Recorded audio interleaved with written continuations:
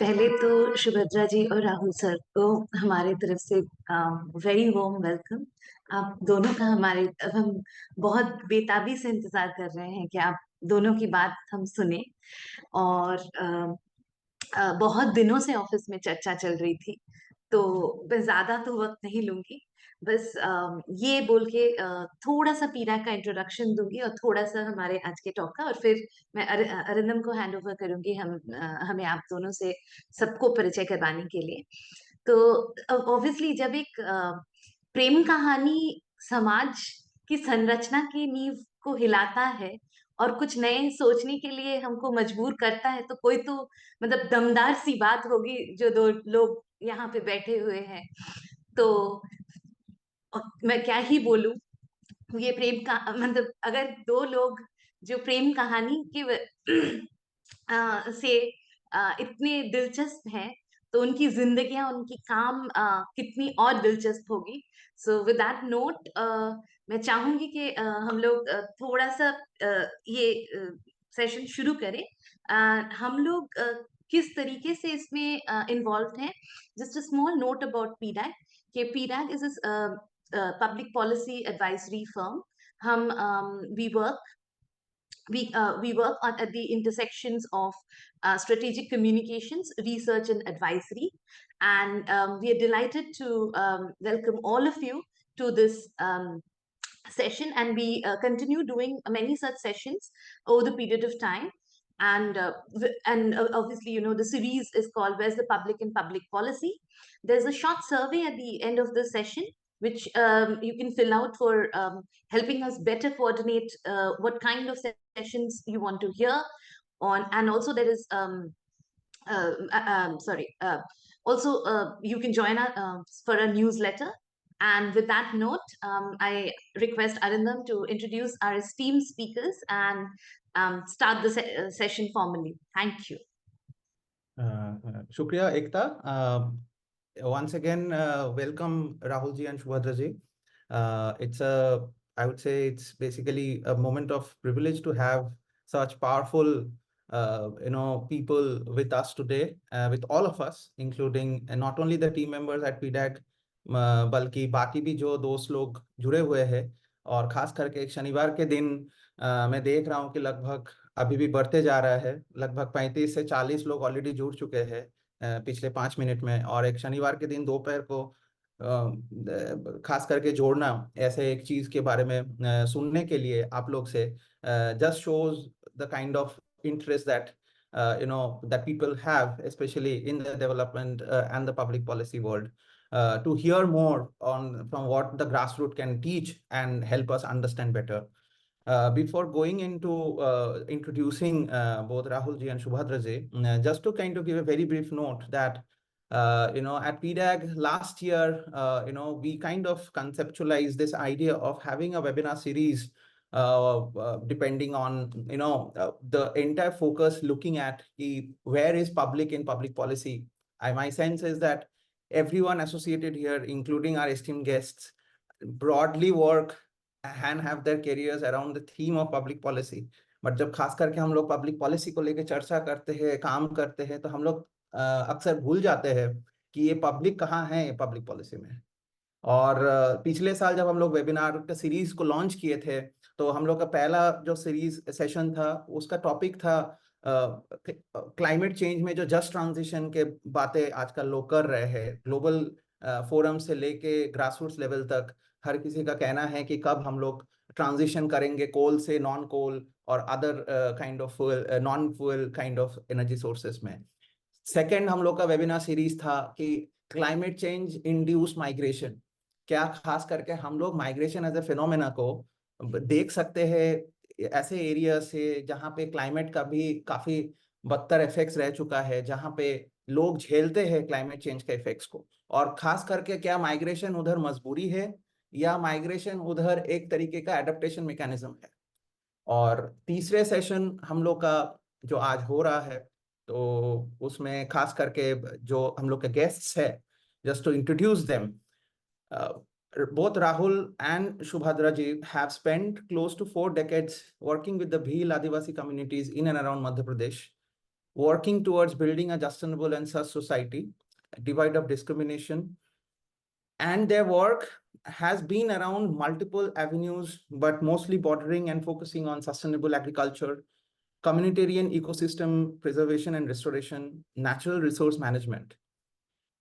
And in their words, that what they have always believed since the time they started work close to nearly 4 decades back, that people at the grassroots must be in control of their economic and social destiny by designing their own development programs, leveraging states' welfare mechanisms, and then pressurizing the local policy actors जैसे कि पंचायत हो गए, district administration हो गए, state policy actors हो गया, उनका better implementation के लिए। और खास करके उन लोग का और एक जो सोच है वो है कि सेंट्रलाइज्ड पॉलिटिकल और इकोनॉमिक सिस्टम्स जो हम लोग देख रहे हैं पूरा देश में है और पहले से ही है, in spite of having very well intentioned legislations and policies like Panchayati Raj institutions and all, कैसे सामाजिक जो संगठन है, खास करके उन लोग के उधर खेदूत मजदूर चेतना संघर्ष जो फॉर्म हुआ था काफी साल पहले, फिर कंसारी नो वादाव नो फॉर्म हुआ था, महिलाओं के सामूहिक संगठन, तो कैसे ये संगठनों को काफी हद तक जो चैलेंजेस फेस करना पड़ता है इस तरीके का जो फिलोसॉफी है, इकोनॉमिक एंड सोशल फिलोसॉफी, इसको रियलाइज करने के लिए। लास्टली इन लोग का जो अमेजिंग जर्नी रह चुका है from the beginning of their personal and then collective life towards social justice and equity was also featured in a very interesting manner and in a very wonderful manner in the Amazon Prime documentary series called Love Story. मैं इधर अपने बात को खत्म करता हूँ and once again a warm welcome to Subhadra ji and Rahul ji, over to you. और मेरा एक ही चीज कहना है दोस्तों से जो लोग जुड़े हुए हैं आज कि ये वेबिनार आज बाइलिंगुअल हो रहा है, तो जहां जहां पे हो सकता है कि कुछ लोग को कुछ स्पेसेस में हिंदी समझने में दिक्कत हो नहीं हो, but we will accommodate and try to have as much of both languages, English and Hindi, come together in the presentations also, based on both Rahul ji and Subhadra ji's convenience. Over to you, Subhadra ji. Unmute कर। ठीक है। जैसे कि हमारा परिचय तो अरिंदम ने दे ही दिया है, और मैं अभी सबको वेलकम करती हूँ, नमस्ते करती हूँ सबको जो भी जुड़े हैं इस वेबिनार में। मेरा जो काम है वो मैं थोड़ा सा हिंदी में ही बोलूंगी, उसी में मैं कंफर्टेबल हूँ, अंग्रेजी में मुझसे बनता नहीं है ज्यादा। तो ठीक है, मैं शुरू करती हूँ। जो भी हमारे दोस्त हैं वो थोड़ा समझने की कोशिश करेंगे, क्योंकि हिंदी में रहेगा तो हम लोग को शायद ना भी समझ में आए, लेकिन ठीक है, अपना मेरा लैंग्वेज है यही। तो मैं बताना चाहूंगी कि मैंने जब मेरा काम शुरू की थी, मतलब 1988 में, ऐसा समझ लीजिए। और उस काम को करने के लिए मैं छत्तीसगढ़ से मालवा में आई थी, मालवा मध्य प्रदेश में। तब तो छत्तीसगढ़ बना ही नहीं था, मालवा का एक पश्चिमी किनारा था मध्य प्रदेश। तो उस वक़्त जो हमने एक मोटा-मोटी बैकग्राउंड के लिए मैं बोल देती हूँ कि हम जन आंदोलन जैसा ही हमारा काम था, एक्टिविज़्म का ही काम था, और लोगों के राइट्स को मिले ऐसा हमारा पूरा कोशिश हुआ करता था। लेकिन धीरे-धीरे हमने देखा कि वो सब में भी, जैसे अभी कंसरीनु वतावने का ज़िक्र हुआ, खेडूत का ज़िक्र हुआ, तो ये सब जनसंगठन थे, और ये न्याय के खिलाफ और न्यूनतम आवश्यकता मिले लोगों को, इसलिए ये संघर्षरत रहते थे। और उसमें बहुत सारे घटनाएँ भी हुई जिसकी वजह से हमको अपना जो काम का तरीका है उसको बदलना भी पड़ा, है ना? क्योंकि सरकार का या हमारे देश के सरकार का कहना चाहिए, इस कदर से हमारे ऊपर ये हुआ, दमन हुआ कि हमको अपने रास्ते थोड़े से मोड़ने पड़े, अलग करने पड़े। वो इस तरह से मैं बताना चाहूँगी कि मैं शुरू से ही मेरे मन में था कि मैं महिलाओं के साथ काम करने का मेरा बहुत इच्छा हुआ करता था। लेकिन चूँकि अब हम लोग जनसंगठन में होते थे तो मेरे मन का काम नहीं हो पाता था। इसलिए फिर मैं वो जनसंगठनों के काम को छोड़ा नहीं, लेकिन फिर मैंने साइड में अपना महिलाओं के साथ स्वास्थ्य के काम को शुरू करने का कोशिश किया। और महिलाओं के स्वास्थ्य के काम करते-करते हमने ये देखा कि हम उसमें एक कैंप का आयोजन करते थे बस्तियों में, इंदौर शहर के पास की जो बस्तियां हैं उसमें। और इंदौर शहर के पास की बस्तियों में जब हम महिलाओं के रिप्रोडक्टिव के जो प्रॉब्लम्स है उसको सॉल्व करने के लिए एलोपैथिक तरीके का हमने उस समय लिया था। और एक गायनेकोलॉजिस्ट होती थी और लैब टेक्नीशियन होता था और बाकी नर्सेस होती थी और मेडिकल से हम माने कि एलोपैथिक दवा हम थोक में लाके उस कैंप को हम करते थे। एक कैंप में करीब-करीब 50 महिलाएँ होती थी और एक दिन पहले दिन में 25 लोगों को टैकल करती थी हमारा गायनेकोलॉजिस्ट और 25 लोगों को दूसरे दिन। ऐसा 2 दिन का हमारा कैंप होता था और उसमें जो भी प्रॉब्लम्स उनके आते थे उनको दवाई दिया जाता था एलोपैथिक और उसके बाद में 15 दिन के बाद में हम वापस वापस हम उसमें और एक कैंप लगाते थे ताकि जो भी उसके सिम्पटम्स आए हैं उसके अकॉर्डिंग मतलब उनको हम दवा दे सकें। तो इस प्रकार से उस वक़्त जो बीमारियाँ उनको होती थी महिलाओं के रिप्रोडक्शन के संदर्भ में जैसे व्हाइट डिस्चार्ज है और यूरिन इन्फेक्शन है, ब्लड शुगर है, ऐसे मोटा-मोटा जो सिंपल जो बीमारियाँ होती थी उसको हम लोग क्योर करने की कोशिश करते थे। लेकिन अगर कोई हाई एक्सटेंशन सिम्पटम्स आते थे जैसे टीबी का या कैंसर का या इस किस्म से कोई और भी जो गंभीर बीमारी तो उसके लिए हमारे डॉक्टर जो है हमारे सरकारी अस्पताल में रिफर कर देते थे। तो ये करते-करते हम देखते थे कि मैं क्योंकि कैंप लगाने के पहले मैं खुद सर्वे करती थी कि उनको प्रॉब्लम्स क्या है। तो प्रॉब्लम्स क्या है वो सर्वे में हम पाते थे कि वो कहती थी महिलाएँ कि बस मेरा तो सिर दुखता है और कोई प्रॉब्लम नहीं। सिर्फ कमर दुखता है और कोई प्रॉब्लम मतलब इस किस्म के सिम्पटम्स वो बताते थे और उनका जब चेकअप हम करते थे, तब पता चलता था कि उनको उनका गर्भाशय बाहर आ चुका है, उनको यूरिन का इन्फेक्शन है, प्रेगनेंसी है, हीमोग्लोबिन लेवल कम है ना? एनीमिक है और शुगर है जिसका कभी उन्होंने जाँच ही नहीं कराया है, ब्लड प्रेशर है जिसका कभी उसने दवा ही नहीं लिया है, कभी गायनेकोलॉजिस्ट के पास गए ही नहीं हैं। इस किस्म से वो चेकअप के बाद हमको पता चलता था। तो हम पूरी कोशिश करते थे कि जो भी वो इस वक़्त में बीमारी लेके आए हैं, वो कम से कम हमारे इस कैंप के दरमियान ठीक हो जाए। लेकिन दोबारा वो लोग हमको इंसिस्ट करते थे कि हम और कैंप लगाएँ। तो मैं पूछती थी कि भई हमने एक बार इलाज कर दिया और कैंप की क्यों ज़रूरत है?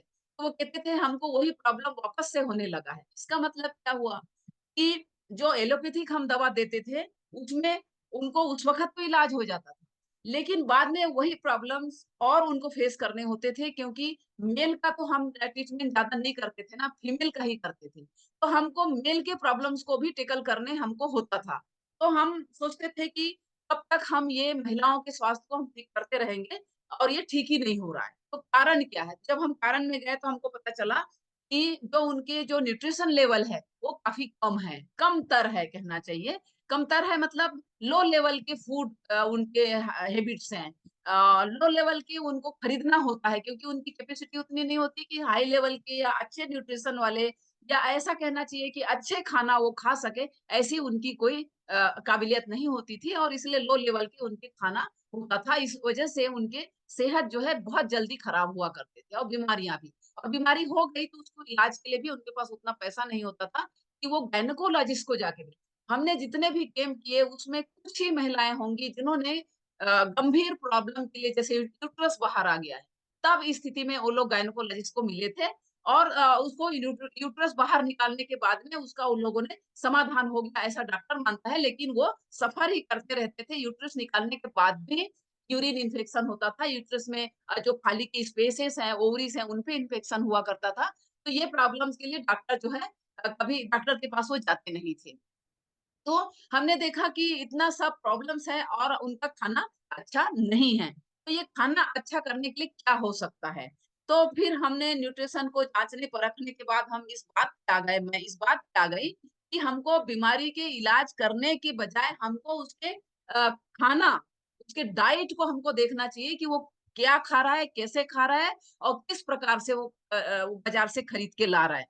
तो हमको पता चला कि जो भी खाना वो बाज़ार से खरीद के ला रहे हैं, स्लम की महिलाएँ, बस्ती की महिलाएँ, शहर में जो रहती हैं, वो लो लेवल के मतलब एक प्रकार से कहना चाहिए कि जो सब्जियाँ वो लाते थे, वो पेस्टिसाइड से भरा हुआ, यूरिया से भरा हुआ, है ना? एक तरह से वो केमिकल फार्मिंग से आया हुआ प्रोडक्शन था उनके खाने में और सभी के खाने में एक प्रकार से कहना चाहिए कि इस देश में जितना भी खाना है, वो सब केमिकल से ही उगाया गया और अधिकतर यूरिया, अधिकतर फास्फेट और अधिकतर पोटाश डाला हुआ जो खाना है वो उनको मिलता है हमारे देश के लोगों को। तो नॉट ओनली मतलब हमारे जो बस्ती के महिलाएँ हैं वो खाना खा रही थी और बल्कि पूरे देश के ऐसा कहना चाहिए कि पूरे देश के जो हमारे नागरिक हैं वो सब भी वही खाना खाते हैं। तो हमने सोचा कि हमको ये बीमारी का इलाज का काम छोड़ के बीमारी का इलाज तो कोई भी कर सकता है, लेकिन हमको इनके खाना के स्तर को सुधारने के लिए हमको एक ऐसे जगह की हमको ज़रूरत पड़ेगी जहाँ पे हम इसके सेहतमंद खाना की एक एग्ज़ाम्पल हम पेश कर सकें। तो इसीलिए फिर हमने जो ये सेंटर है, ये जो आप देख रहे हैं फ़ोटो में उस सेंटर का हमने शुरुआत किया।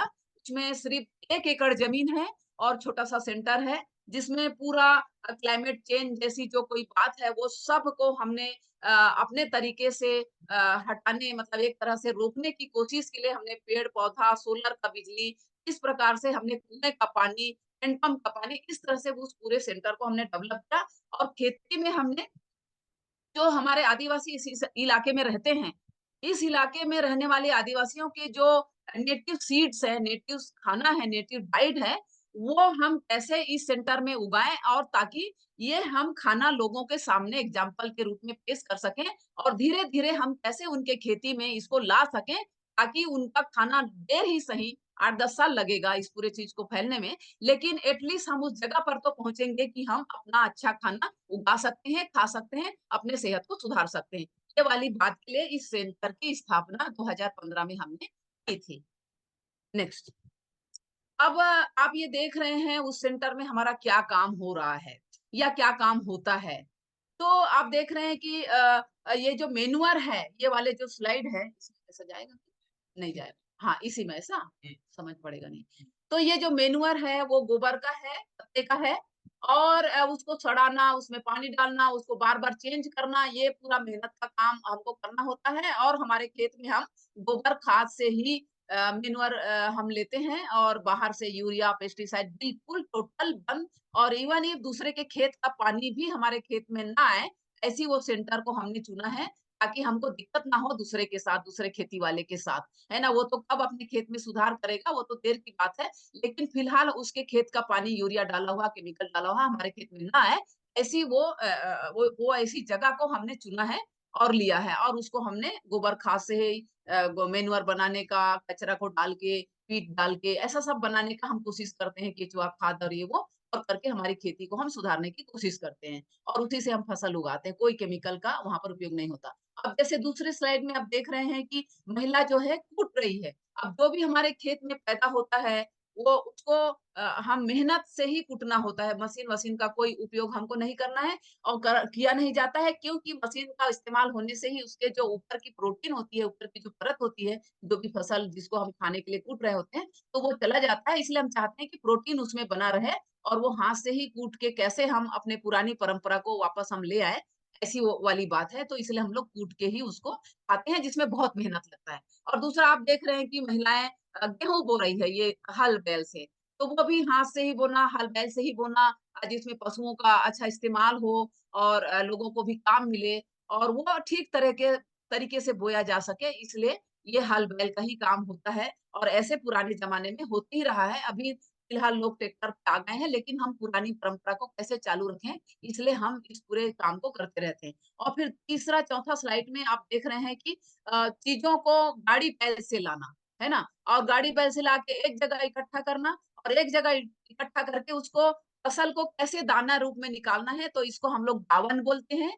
ज़मीन को लीप लेते हैं, अच्छे तैयार कर लेते हैं मिट्टी से, गोबर से और फिर उसमें दावन चला के दाना को निकाला जाता है। किसी भी चीज़ का दावन हो, यानी बाजरा भी हम उसी तरीके से निकालते हैं, तुअर नहीं कुलथ भी वैसे निकालते हैं और भादी-बट्टी जो मिलेट के दाने हैं, वो भी हम वो दावन से निकालने के जो पुरानी पुरानी परंपरा थी, उसी हिसाब से उसको करके दाना निकालते हैं और उसको उड़ाते भी हैं। महिलाएँ ज़्यादातर इसमें माहिर होती है, इसलिए महिलाओं का उपस्थिति बहुत ज़रूरी होता है और इस पूरे काम में मेहनत के काम में महिलाएँ सबसे ज़्यादा मेहनत का काम करती है और आदमी भी करते हैं, लेकिन इसमें बच्चे भी थोड़े से उनके लेवल का काम भी वो करते हैं। जैसे दावन घूम रहा है तो बच्चा उसको हाँक रहा है कि बैल जल्दी चले, ऐसे करके, इस प्रकार से होता है। तो ये जो पूरा काम है बहुत मेहनत वाला काम है और मेहनत के काम के कारण इसकी जो कास्ट है वो ज़्यादा हो जाता है। अगर ये पूरे देश भर में हर कोई किया करे और हर कोई के पास पशु हो, हर कोई के पास में हर कोई मेहनत करने के लिए तैयार हो, तो तब भी इसमें मेहनत तो लगता ही है। तो इसलिए इसका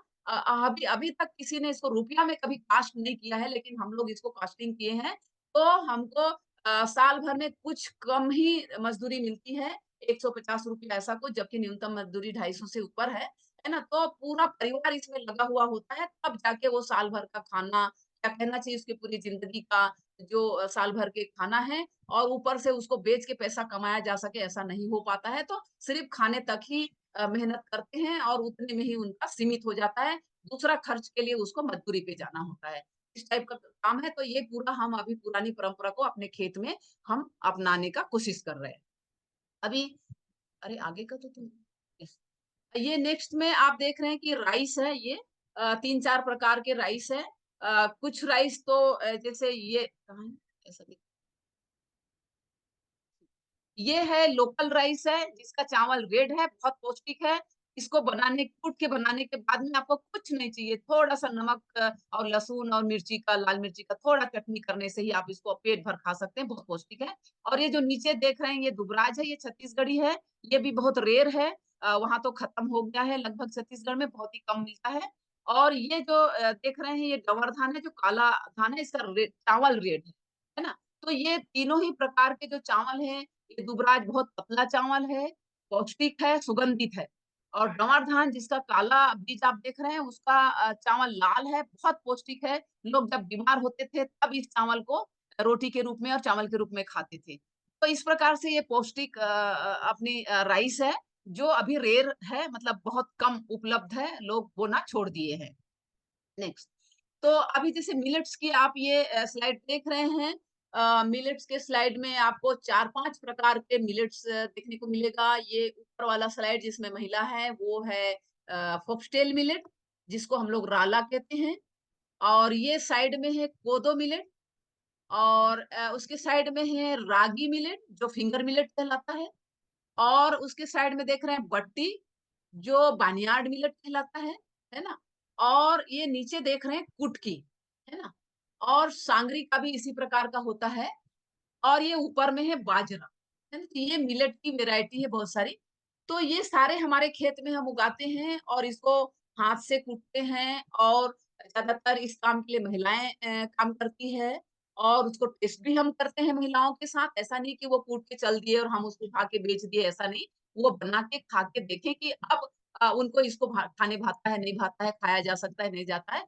तो मेरे उम्र के जो लोग हैं, जो महिलाएँ जो दिख रही इस कॉकटेल मिलेट में जो खड़ी है, वो उम्र के लोग तो इसको खाए हैं, अभी भी खाना चाहते हैं, उसके लिए मेहनत भी करना चाहते हैं। लेकिन नेक्स्ट नया जनरेशन है, वो इसमें इंटरेस्टेड नहीं है। उसको तो ये देखा भी नहीं है, ये वाली जो फसल हम आपको दिखा रहे हैं, ये फसल उसने देखा भी नहीं है, खाया भी नहीं है और इसके ऊपर जो मेहनत करने की जो बात है, उसके लिए भी वो राज़ी नहीं है। तो कैसे हम नए जनरेशन को इस पौष्टिक मिलेट के जो अनाज है, उसके ऊपर उसको खेती करना, उसको खाना और सेहतमंद होने के लिए हम कैसे उसको इस मिलेट्स के खेती में ला सकते हैं, ये हमारी प्रयास रहती है।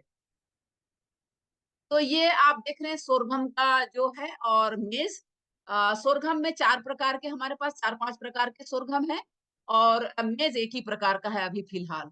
तो ये जो फूल वाला है, तो हम फूल वाला ऐसे इसलिए दिखाना चाहते हैं कि आजकल की जनरेशन तो फल और बीज को ही नहीं देखा है, तो फूल को कब दिखेगा, है ना? तो एटलीस्ट वो उसके जो जर्नी है, पौधा से फूल में आना और फूल से फल में आना और फल से हमारे थाली में आना, उसको स्टेज वाइज़ दिखाने की कोशिश के कारण मैंने एक पौधा को फूल में दिखाया है। लगभग फूल सबके एक जैसे ही होते हैं, लेकिन दाना उसके अलग-अलग होते हैं। तो ये जो नीचे देख रहे हैं ये मोटली ज्वार है जिसका जो भुट्टा है बहुत बड़ा होता है और दाना बड़ा होता है, पौधा 8 फीट से 10 फीट भी हो सकता है और मोटा तना होता है ताकि वो गाय के लिए, बैल के लिए चारे का भी काम आता है। गीले में नहीं, सूखे में। गीले नहीं खिलाए जा सकते, सूखे खिलाए जाते हैं। तो बहुत ये जो गिर गाय वगैरह है गुजरात की, उसके लिए ये लोग तना के लिए इसको बोते हैं, है ना? तो इसलिए हमारे पास वो तना के लिए बीज ले जाते हैं लेकिन मैं वो उसलिए बीज नहीं देती हूँ कि वो तना उगा के गाय-ढोर को खिलाए, लेकिन मैं वो बोए और बीज को और दाने को खाए इसलिए मैं बोल के देती हूँ और वो बीज बनाए दोबारा मुझसे बीज ना माँगे ऐसा कर। और ये तीसरा जहाँ पर महिला खड़ी है वो आप देख रहे हैं ये कंटोली ज्वार है। इसका ज्वार जो है सफेद है, पौधा छोटा है, ये भादवी कहलाता है और इसका आटा लाल है। ये तुरंत अगर बना के खाओ तो बहुत सॉफ्ट है, मीठा है और बाद में खाओ तो थोड़ा-सा कड़क हो जाता है, टूट जाता है। लेकिन इसकी जो तना है बहुत पौष्टिक है, सूखे में। और ये ऊपर देख रहे हैं ये चिकनी ज्वार है, इसका रंग ऊपर से तो पीला दिखता है, हल्दी लगाए जैसा, लेकिन इसका जो आटा है वो सफेद है और इसमें थोड़ा ग्लूटीन शायद ज़्यादा है, इसलिए ये बहुत सॉफ्ट है। तो गेहूँ के अल्टरनेट के रूप में ये ज्वार हमारा काम आ सकता है। इसके लिए अगर कोशिश की जाए कि पूरे देश भर में ज्वार उगाया जाए बहुत सारी खेती में, तो ये गेहूँ के सब्स्टिट्यूट हो सकता है। तो ये बहुत पौष्टिक है, इसको बेल के भी बना सकते हैं, ऐसे भी बना सकते हैं, पूड़ी भी बना सकते हैं, रोटी भी बना सकते हैं, सब चीज़ बन सकता है इसका। और ये जो आखिरी का ज्वार देख रहे हैं, ये मालवाई कहलाता है, ये सफ़ेद है, लेकिन आटा भी सफ़ेद है, रोटी बहुत पौष्टिक है। इसका ऊँचाई कम है और इसका भुट्टा जो है नीचे की तरफ नहीं नमता, क्योंकि ये ऐसा झिंझरा है ना, तो ऊपर ही खड़े रहता है। लेकिन दूसरे भुट्टे जो है, जैसे चिकनी और मोटली, ये नीचे झुक जाते हैं क्योंकि ये हेवी होते हैं।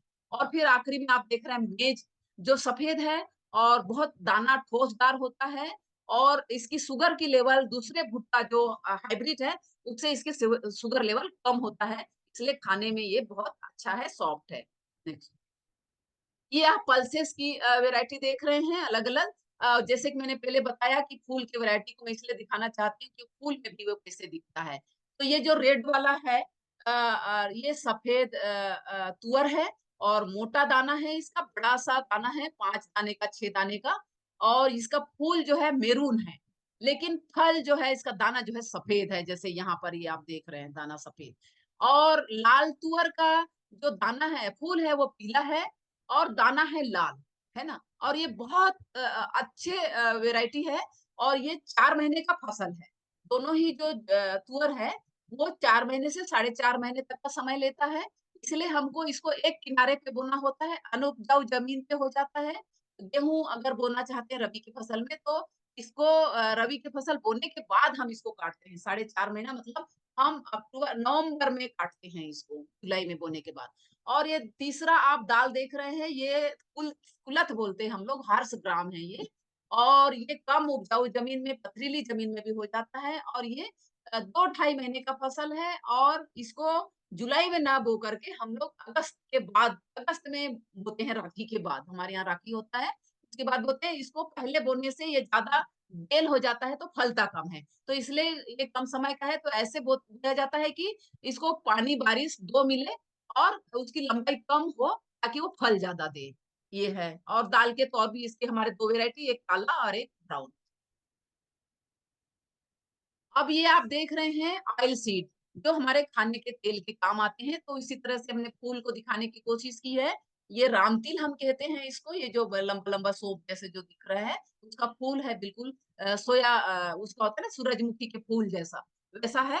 और ये जो तेल है ऑयल सीड जो रामतिल का, ये सबसे बेस्ट तेल माना जाता है जितने भी खाने के तेल है उसमें से, है ना? तो इस प्रकार से ये तेल बहुत अच्छा तेल माना जाता है, तो इसलिए इसका समय भी कम होता है और इसको दोनों फसलों पे बोया जा सकता है, खरीफ में भी और रबी में भी, यानी बरसात में भी और गर्मी में भी, सिंचाई करके भी और बारिश की फसल में भी इसको बोया जा सकता है। और ये दूसरा आप देख रहे हैं जो गंगूरा है, अंबाड़ी जिसको हम लोग बोलते हैं, ये 2 प्रकार की है, एक है लाल और दूसरा है सफेद।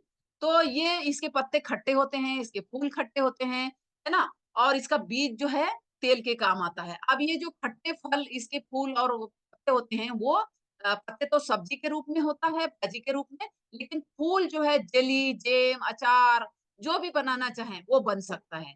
और ये बहुत न्यूट्रिशियस होता है, आयरन की मात्रा बहुत ज़्यादा होती है, इसलिए गर्मी दिन में खाने से ये हमारे को मतलब ठंडक रखने के काम करता है।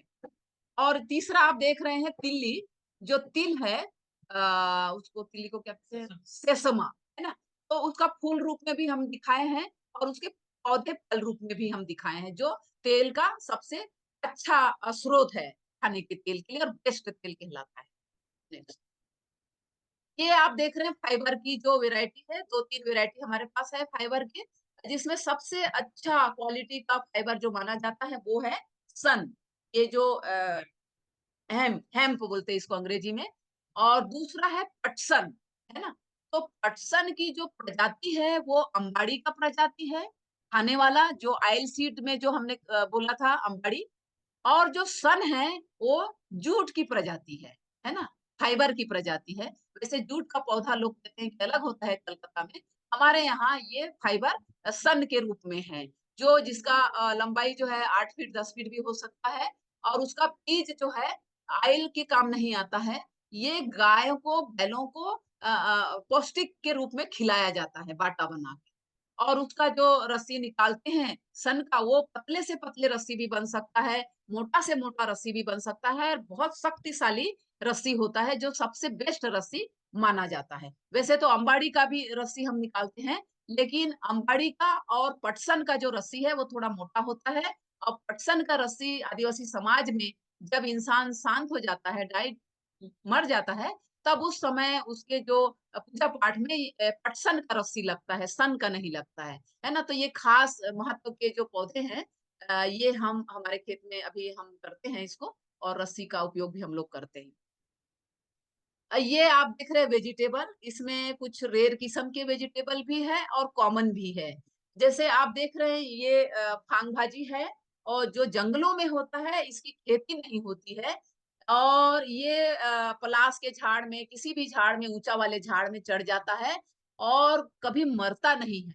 इसका बीज तो होता है, इसका बीज वापस उगता भी है अपने आप, लेकिन ये पौधा साल भर जिंदा रहता है। और जब भाजी सब्जी कम मात्रा में मिल रहा होता है, तब उस समय ये अपना सब्जी प्रोवाइड करता है। वो है समय जून का महीना। जून में बहुत गर्मी होती है और पानी आने, बारिश आने की शुरुआत होती है, और उस समय कोई सब्जियां हरी होती नहीं है। उस समय ये अपने को हरी सब्जी मुहैया कराती है। तो ये आजकल बहुत रेयर है और ये खत्म होने के कगार पे है, इसलिए हमारे खेत में हम इसको 2 पौधा हर समय इसको जिंदा रखते हैं। वो जिंदा रहता है, उसको पानी की जरूरत नहीं पड़ती है। और नीचे आप देख रहे हैं भिंडी है, देसी भिंडी, जो बहुत पौष्टिक है और बहुत लंबा होता है, और जुलाई में बोने से ये ठंड भर हमको 3 महीने तक हमको सब्जी खिलाते रहता है। बहुत फलता है, बहुत पौष्टिक है, इसमें कुछ भी ऑयल और मसाले की जरूरत नहीं है। जस्ट एक बटर मिल्क कहना चाहिए ना, छाछ जिसको बोलते हैं, या दही, उसमें ही बनाने से मक्के की रोटी के साथ बहुत पौष्टिक होता है ये। और इसको सुखा के भी रखते हैं, जब सब्जियां नहीं होती है गर्मी में, तब हम इसको भिंगा के और थोक लगाते हैं और मक्का की रोटी के साथ खाते हैं। तो और फिर आप एक ऊपर देख रहे हैं, कुकम्बर जैसा है ये, हम लोग काचरी बोलते हैं इसको। ये राजस्थान में बहुत होता है और राजस्थान के लोग इसको बहुत खाते भी हैं। लेकिन हमारे भील आदिवासी इलाके में ये बहुत पौष्टिक खाना माना जाता है। ये कच्चा है तब भी इसकी सब्जी खाते हैं, थोड़ा खट्टापन होता है इसके अंदर, और इसको सुखा के भी रखते हैं, जो हमको गर्मी के दिन में सब्जियाँ हमको उपलब्ध कराती है। और उसके नीचे आप देख रहे हैं एयर पोटैटो।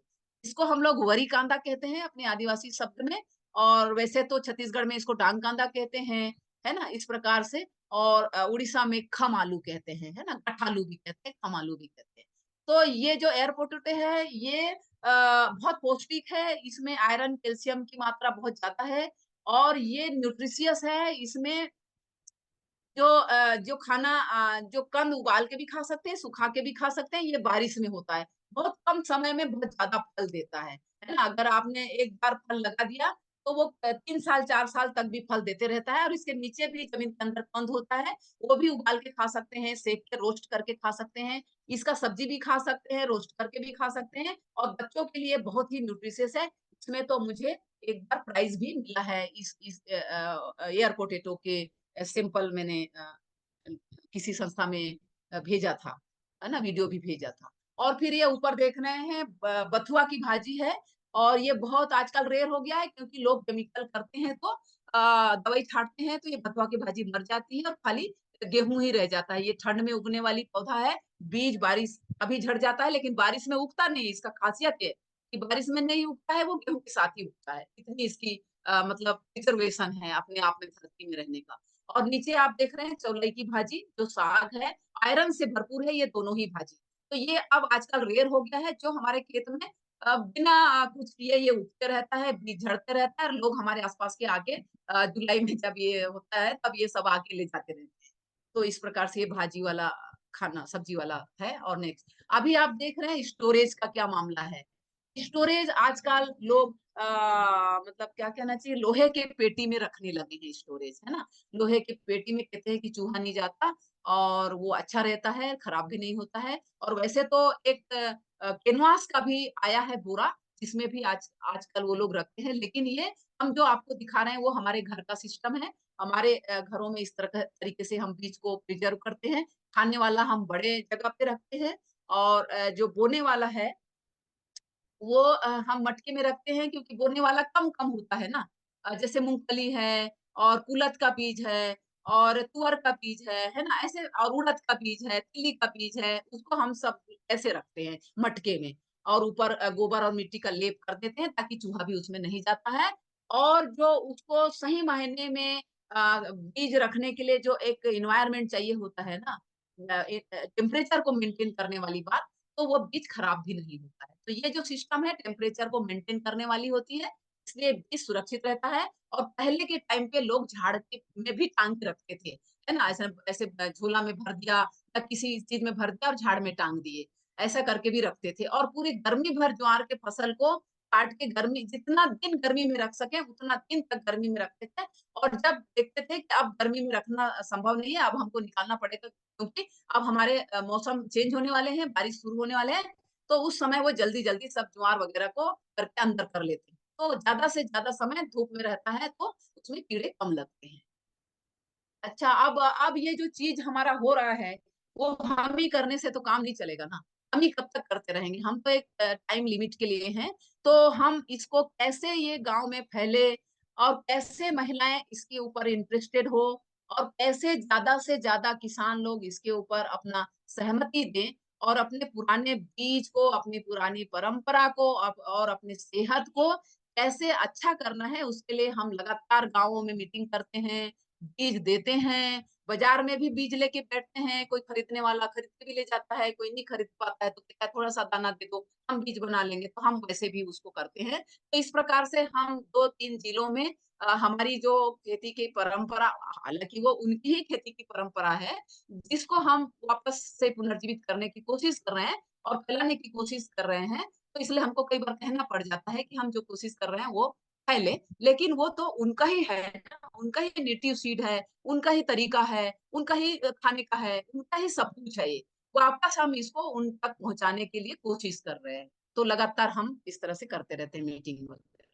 और आखिर में मैंने एक कीड़े को फूल में बैठा हुआ इसलिए दिखाया क्योंकि ये नेचर का पार्ट है और हमारे खेत में तो अनगिनत कीड़े हैं, अनगिनत कीड़े-मकोड़े हैं। हर सीज़न में अलग-अलग प्रकार के कीड़े हैं, हर फसल को खाने के लिए अलग-अलग चिड़ियाएँ आती हैं, तो इस प्रकार से हमको नेचर को देखने को वहाँ मिलता है। Thank you.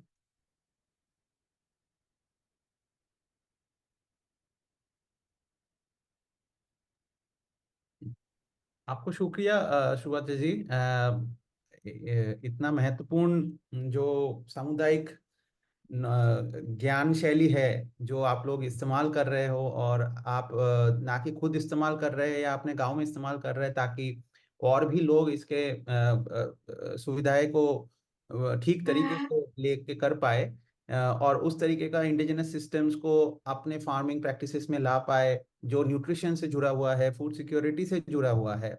ऐसा नहीं है कि ये कोई कैश इनकम जनरेशन के लिए ज्यादा प्रोपगेशन हो रहा है, ताकि जो बेसिक हेल्थ इंप्रूवमेंट्स है वो खाने और फूड सिक्योरिटी और न्यूट्रिशन के जो फ्रेमवर्क है उसमें से लोगों को बेटर हो पाए। हम लोग क्वेश्चंस और जो कमेंट्स या जो चीजें हैं वो एकता बाद में लेके आएंगे, पर we will move on to Rahul ji to hear his side of the entire story over the last few decades. Over to you, Rahul ji.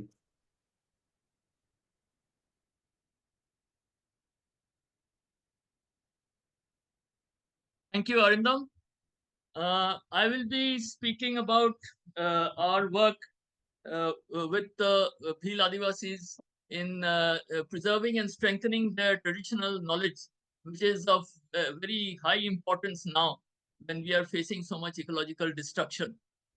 You will see this photo on the side. It is led by one lady, Daheli Bai, who is no more. So she's leading a team of women who are protecting the forest. Rahul So, हाँ, sorry Rahul ji, sorry, वो slide शायद आप change नहीं कर पाए हैं, उसको थोड़ा मूव कर देंगे। हम लोग को अभी भी वो पुराना थैंक यू वाला स्लाइड दिख रहा है। okay, अच्छा, okay, okay. हाँ। Wait.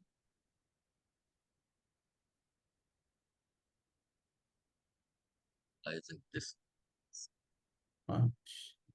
I think you can close this PPT and then open your one. I'll have to close that, right? Yeah.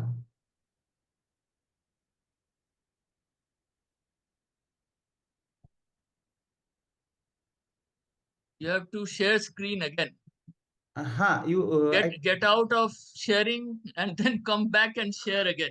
it is done. It is done. आप full screen में आप you can open नीचे वो जो Okay. हाँ full screen symbol में. Can you see it? Perfect. Thank you so much. Yeah. Over to you. So this photo of this lady Daheli Bai, who has expired now, but she's leading. So the main thing is that women have taken a very active role in all the ecological restoration work that has been done. So I'll just go across. First of all, since we are talking about the Bhil Adivasi Society, I'll just give you some details about them. They are, in fact, the Bhils have various sub-tribes: Bhilala, Barela, Patelia, Rathwa, Meena, like that. And they are spread over, actually they originated in Sindh in Pakistan. They are still there in Sindh. And then they migrated over time. And now you have a diaspora over these 4 states of Western India. And their cumulative population is around 6 million. And they are the most populous tribe, scheduled tribe in this country. The main important thing about them from the climate change ecological perspective is that they have a subsistence economy. This is the traditional Bhil society I'm talking about that was there. So they have a subsistence non-accumulative economy. So they have customs. They're in Bhils, they have a custom called the Indal, in which each family after 4 or 5 years they have to give a feast to the whole of the community. And there's a worship also along with that, but they worship nature, thanking nature. So the whole concept is that whatever a family earns or accumulates, it is because of help from the community and from nature, and therefore it doesn't belong to the community. So after 4 or 5 years, they distribute it among the doesn't belong to the household, it belongs to the community. So that way this accumulation is not there, and that is why they have remained for centuries together at the subsistence level. So this is a very good ethic from the ecological perspective, not from the developmental perspective, because they have remained at a subsistence level. And they live in small communities, and they are tightly knit, and they have some very good labor pooling customs, because they don't have money. So like our thing, we have money, so whenever we want to do something, we buy it from the market. They don't have money, so they have to rely on labor pooling customs, about which I will come later. And secondly, because that nature, the nature worshippers, their gods are nature actually. So naturally, they are very protective of the nature. And if you see throughout history, they have fought hard to protect their habitats. Now, this painting here is by an activist called Gosa, a Bhil activist, and he's a member of an organization called Adivasi Ekta Parishad, which is a forum of all the Bhil Adivasis of these 4 states, Western Indian states. Now, the Adivasi Ekta Parishad says that all this is fine, whatever I have shown here, all these things about traditional Adivasi society is fine, but the reality is that the Adivasis have to live in a modern society, which is accumulative, which has a state system and all that.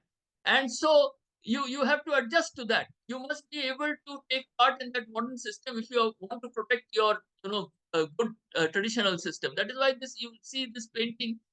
You see Adivasi sitting there with a bow and arrow, and the arrows are actually pens, and he's sitting on a book. So they say, the Adivasi Ekta Parishad, they say that we have to have a modern synthetic kind of culture in which we have education also. What kind of education, that we will decide, and we save our traditional culture also. So this is the whole thing about, and that is why Bhil culture today is pretty strong. It has retained itself in the onslaught of the market. So now, first, before going on to the stuff that the Bhils have done in ecosystem preservation, I will just list the problems that we are now facing. The first problem is in water. This is the indicators given by Falkenmark, a hydrologist, according to which India is water stressed. Our availability is only 1400 meters per person. But actually, 70% of India, apart from the Ganga Brahmaputra basin, the rest of the India is water scarce. And so there actually we are facing water scarcity. Like for instance, I stay in Indore or Bangalore and all these other areas, even Delhi, these are all water scarce places. So this is first. Then agriculture, already Subhadra has explained. I won't go deep into that. There's a lot of problems with agriculture, the green revolution agriculture, chemical agriculture that is there. There's a lot of studies. So then the third is the energy. You see, the annual energy consumption in India is just 700 units per capita. Whereas in the US, it's 16,000 units per capita, and some countries like Scandinavia and all that's 30,000, 40,000. So now, if at 700 units, we want to go even up to say 2,000, 3,000 units, and we want to do it through this thing, through fossil fuels, the amount of emissions is going to be huge. So that is why it is necessary, and we don't have crude oil and all that, and we spend a lot of money on that. So it is imperative in our country, at least, that we try and find non-fossil fuel, the energy transition. We try to do it, and that has become now. Just recently, we had COP28 in Dubai. It was clear that that if we cross the 1.5 degrees per centigrade above pre-industrial times, then things will become very difficult. So it's imperative that we do both things: transition away from fossil fuels and also do ecosystem restoration so as to increase the carbon sequestration. So this is the greenhouse gas emissions from various sources. As you can see, the maximum is from electricity and heat. The cold climates, they need heat and all that. So that is there. And then transport, because of all this trade that is going on, food. But Subhadra was saying that we have to eat local food. Instead, what is happening now is America is importing the food from somewhere else, and we are importing food from America, and a lot of transport emissions are taking place and all these things. So this is the situation. In each and every case, we are having a lot of emissions taking place, and the total emissions at the moment is some 55 billion CO2 tons of CO2 equivalent, out of which through carbon sequestration only 2 billion are being absorbed. So there is some 53 billion. So that the only way to do that is by transitioning away from fossil fuels to other renewable energy of various kinds. So that we have to see what kind it would be. So now I will come to the various customs that the Bhils have that are conducive to moving away from a fossil fuel economy. The first thing that I said was they have this custom of dhas. It's called dhas, in which the whole family, a few families, they come together to do work. So nobody pays anything. Everybody comes from their own family. They eat their own food and come for doing work. So it might be in agriculture also. Agriculture, as Subhadra pointed out, it's a highly labor-intensive agriculture. A lot of labor is required. So there, if all families come together, then that labor. So it's agriculture, whether it's house building or doing something, soil and water conservation work, forest conservation work. That is why I showed you that picture of that lady, Daheli, leading the team. You see, so the best way to anyway, I'll come to that later. So the main thing is that the community coming together, not depending on the market. That is the only way. And as you know, there was this economist, she's also passed away, Elena Ostrom, who had said that the best way to protect, the environment is to have the community coming together to do it. So that is the next thing that they do, protection. And in this area, it all started in Daheli's village, that is Atta, in Alirajpur district. they started doing this community protection of forests. And now in Alirajpur district, it is being done in 70 villages, which are members of this Kherut Mazdoor Chetna Sanghat. And they have protected 13,000 hectares of forest. So, which is a huge amount. It's all, it's not continuous. Each village has one area where, and there are some villages which have 60% of the 70% of the land under forest.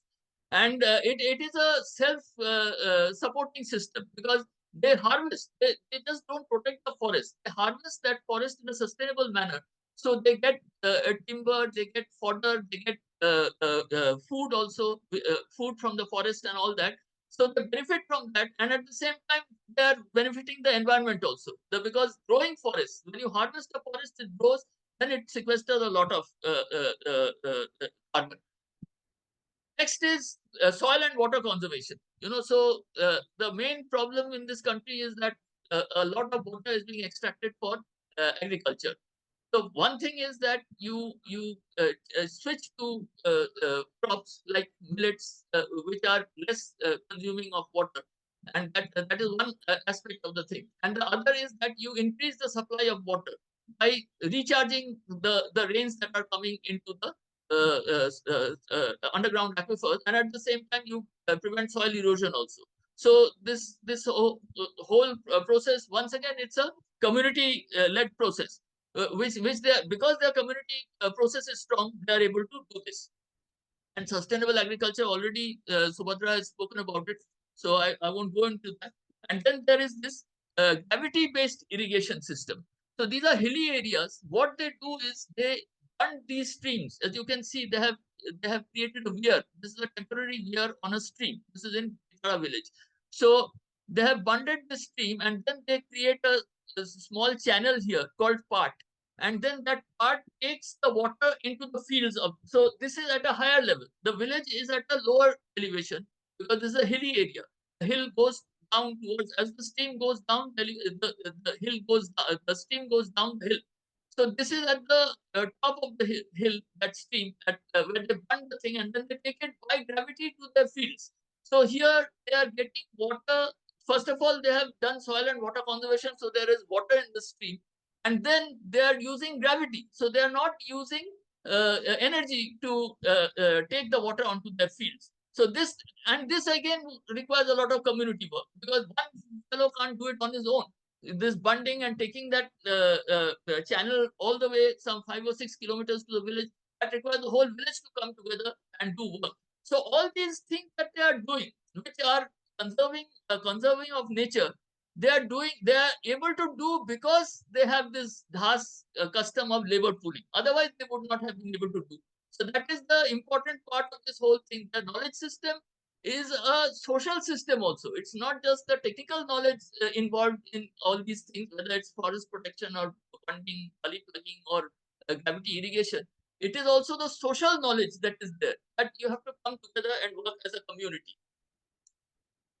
So on the basis of this, I have here noted down the kind of system, the equitable and sustainable system that we are trying to implement. We are doing it in some villages. But this is the whole system. See, if you have to have nutrients coming from the in situ, from the farm itself, and then you have to have a biodiverse agriculture, and then from that biodiverse agriculture you will get energy also, which then you can use for lighting various agro processing. Because after you produce the crop, you must be able to process it at the village level only to add value to it. Now that does not happen. The farmers don't have that capacity, so all their crops are sold and they go to some other city, and there it is processed, and then it comes back to them. They don't, they're not able to process. But that system can be changed. You have a whole system, and then the crop residues and the biomass for forest and soil water conservation, all these things, you can increase the soil, enrich the soil, increase the water availability, and then finally everything comes back into the crop. So you have a circular system, a circular economy that is sustainable and also equitable.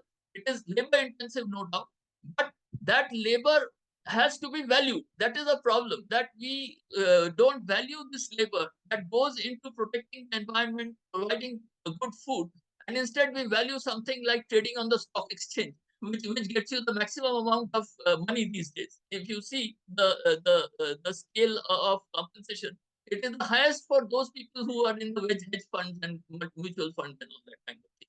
So the thing is that we have to, if you want to protect the environment, then you have to give proper value to the labor that is involved in that. Without that, it will not be possible. So now, how will that be possible? How can we have that this kind of a sustainable economy? What are the requirements in the development principles that are there? So the first is the subsidiarity principle. So it is very important. So I'll just read it out once again. The central level of authority shall act only if in insofar as the objectives of the proposed action cannot be sufficiently achieved either at the regional or the local level, but can rather, by reason of the scale or effects of the proposed action, be better achieved at the central level. So unless there is some activity that cannot be done at the local level, then that activity only should go to the central or higher levels. So things like forest protection, sustainable agriculture, water protection, and renewable energy, these are things that can be done best at the decentralized level, at the local level. So they should be there. So this is a principle that came first in the Roman Catholic Church in the mid 19th century. And now it is an accepted principle. And if you see Gandhiji's concept of Gram Swaraj or Panchayati Raj and all these things are basically on this principle, that you have the maximum amount of work that can be done at the local level should be there. Both the design, implementation, everything should be decided there. And everybody should be part of that. Even women should be part of that. And the second thing is the trickle up. So we have had this trickle down concept of development. You have investment at the top, and then you expect it to trickle down, which never happens, because people who are at the top, who are powerful, why will they let any investment trickle down?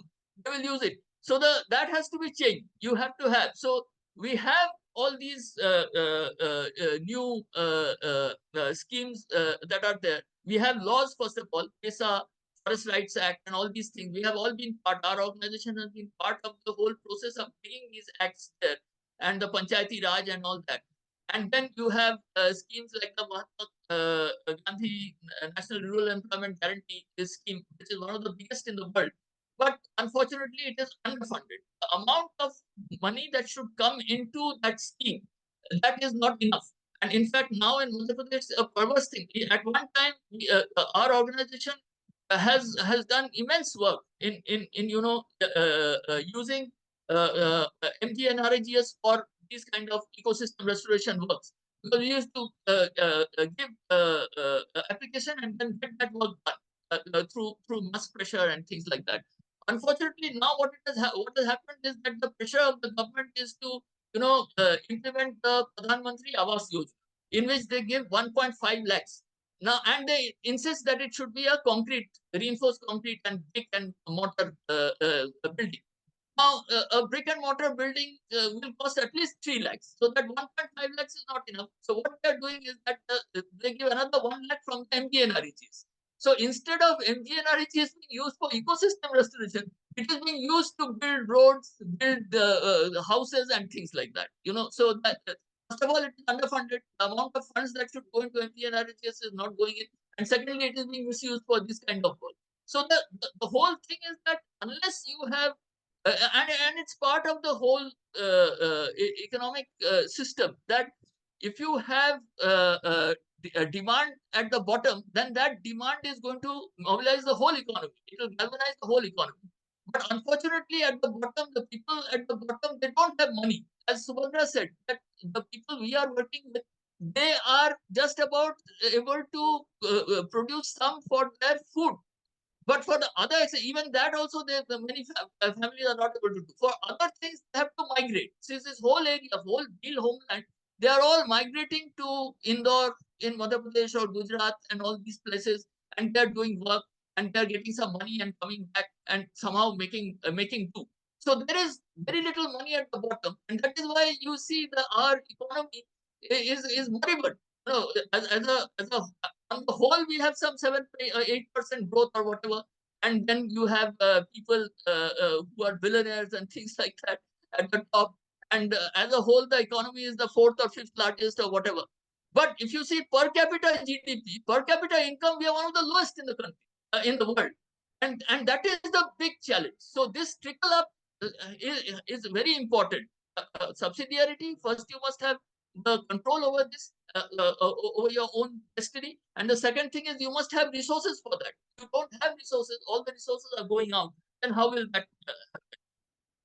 So this is the whole model that we are trying to implement as organization. You know, Adivasi Ekta Parishad, Kharud Mazdoor Chetna Sanghat, and all these things.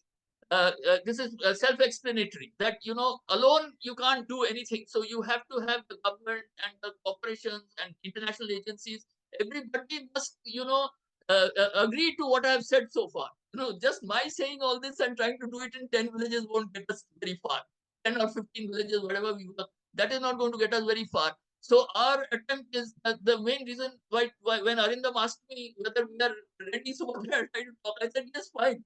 Because at least this, what we are saying is going out to some other people who may you know, telescope it to some other guys who are there who can do this. So this is very important that it's not possible for one NGO and one small organization to do this. The whole country and the whole universe, whole world must come to this conclusion that this is the principle that we have to work on. Now I will talk about the macroeconomic prospect. You know, how will this be possible? This is my opinion. This is what I feel from my work. It's not necessary that everybody must agree, but this is the thing. First of all, you know, the people like us who are working at the grassroots, we cannot get into the lawmaking. You know, the first thing is that law and policy making, there we have to go. There we cannot go because we just can't, you know, take part in elections which require huge amounts of money. You know, even a small Vidhan Sabha election requires some 10-15 crores at least if you want to really win it. We don't have that kind of money. Our whole NGO has some, and everything is less than a crore. The kind of budget is there. Of course, there's a lot of voluntary work and all that, but that is but that is not enough. So that is the first problem. That, you know, this first the post system, where each constituency, the guy who gets the maximum number of votes, he wins. And even though overall he has not got the maximum, he has got say 20 to 30% of the total electorate, even less than that. But about say 60% have voted, and he has got some 30% or 40% of that, he goes through with just 20% of the vote because of this first part, the post system. And because we can't get even 2%, we are not able to get inside. So that is why my suggestion is that we have a proportional representation system that is there in some European countries like Germany and Denmark and all these places, Belgium and these kind of things.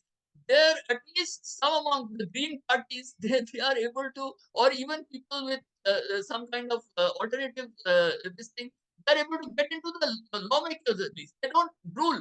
Sometimes they rule also. Green party sometimes in position, they have come to the ruling power also in Germany and Belgium, Portugal and all that.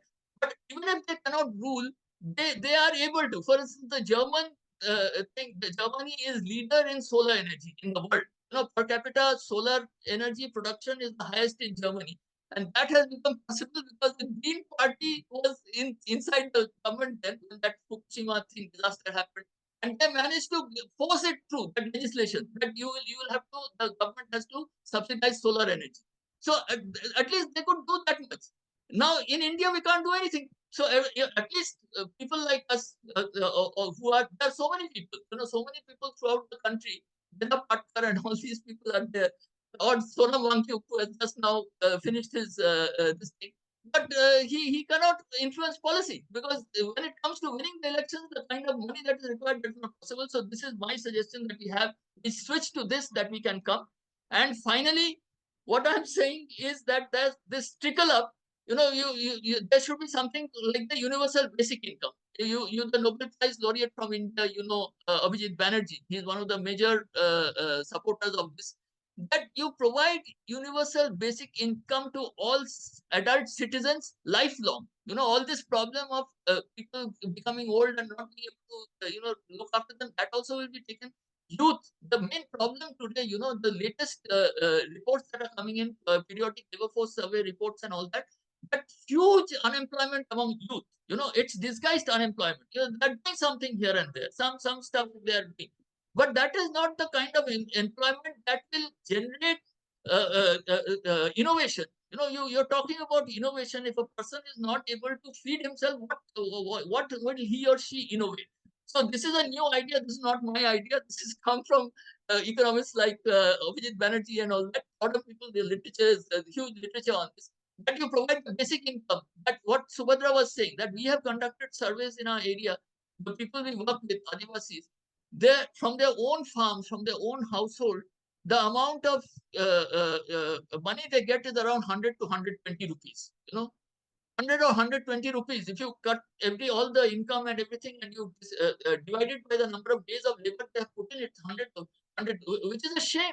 You need at least 300 to 350 rupees per day, and you should be at least 200 days of employment. No, 200 days of employment at 300 rupees a day, that comes to whatever that amount is, that should go to each and every adult in this country. And for those who have already got a job, it can be deducted from them. But those who have not got a job, who are in our country, the PLFS says that 60% of the working force is self-employed. Self-employed in very minimal kind of work, which they get only 100 rupees, 120 rupees per day. Then there is casual employment. You know, so those people also get very low wages and they don't get it every time. And only about 2% of people in this country, like I'll assume that people who are listening here and people like Subhadra and I, who have a decent income, you know, 2% of the whole workforce. This is a shame. So these are my suggestions from my side as to how to tackle this problem. What we are doing in 10 villages, that is fine. But if we want to do it at the country level, then these things have to be implemented. Thank you. That is all.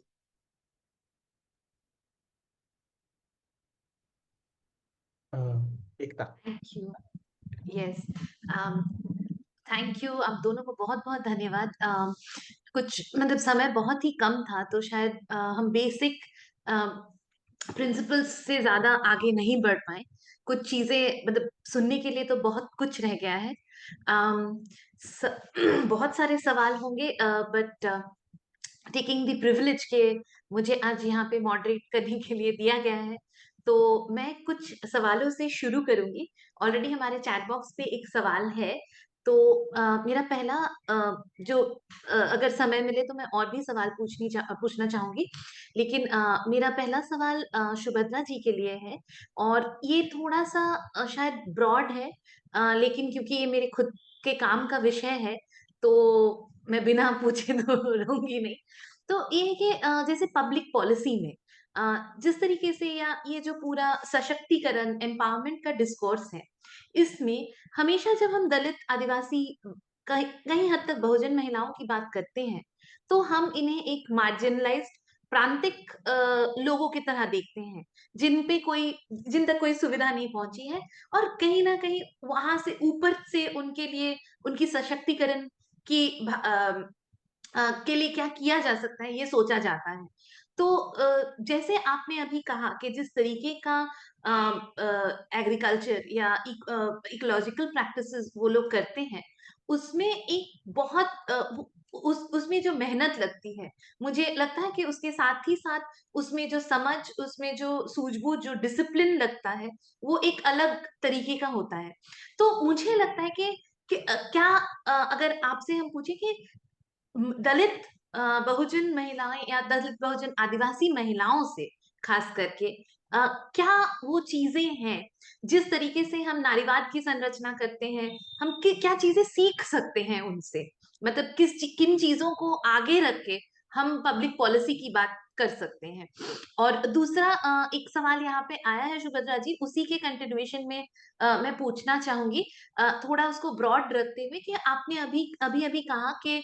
जिस तरीके के agricultural practices वो करते हैं अगर मतलब आप भी सपना देखते हैं कि उसको हम पूरे देश भर में पूरे या मतलब उसका पैमाना बहुत ज्यादा बढ़ा पाए तो उसमें किस तरीके की दिक्कतें आती हैं किस तरीके की मुश्किलें आती हैं और मतलब जैसे मैं आप लोगों से बहुत ही कम है मेरा अनुभव, लेकिन मैं जब छत्तीसगढ़ में काम कर रही थी तो एक बात बहुत बार चर्चा में आ रही थी कि जैसे ही हम मिलेट्स या इन सारी चीजों को जो बहुत लोकली उपजाए जाते हैं, वो जैसे ही बड़े पैमाने में कंजम्पशन उसका बढ़ता है, तो उसका कंट्रोल जिनके हाथों से है, उनकी जिनके हाथों से उनका आय होता है या जिनके मेहनत से वो बनती है, उनसे कंट्रोल कहीं छूट के बड़े स्तर पे चला जाता है।